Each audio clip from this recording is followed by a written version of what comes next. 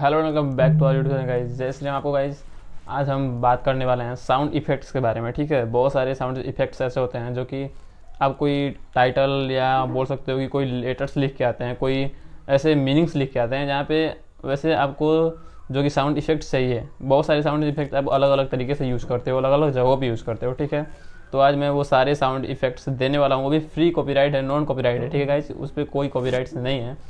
चलो वीडियो में बने रहो और वीडियो को लाइक कर देना। अगर चैनल पर नए हो तो प्लीज़ गाइस चैनल को सब्सक्राइब कर देना। ठीक है गाइस, चलो स्टार्ट करते हैं वीडियो, और वीडियो को लाइक कर दो।